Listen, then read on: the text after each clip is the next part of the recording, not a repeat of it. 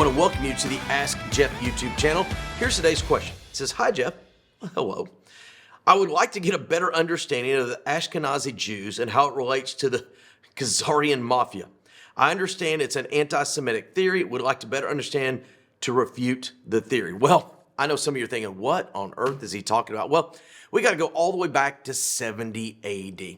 70 AD, the Jewish people were expelled by the Roman Empire and experienced what we formerly call the diaspora.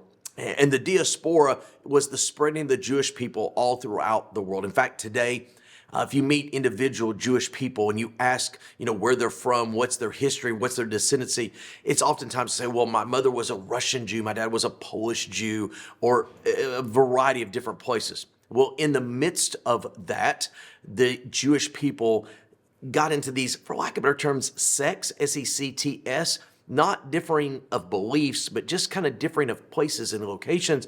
And so you have a host of them, as mentioned in the question, all over the world. Now, in regards to this quote-unquote mafia entity, we're basically dealing with the region of the Ukraine, Eastern Europe, all that kind of area. And we're dealing with a whole lot of anti-Semitic mentality, i.e. that descriptive of a mafia they are contrary to. Let me address this question, not just in specific to these two entities, which is obviously, as the question spoken, you have a Jewish sect that is somewhat displaced, and you have a group of people trying to eradicate them worldwide today, particularly since the recent events that have taken place in the Middle East.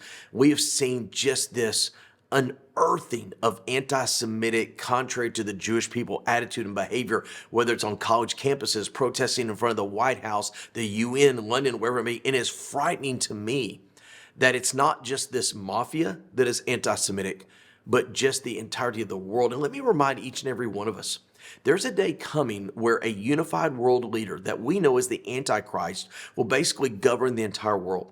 And that Antichrist is discovered in the book of 2 Thessalonians chapter 2, this famous, abomination of desolation, as the most anti-Semitic individual ever.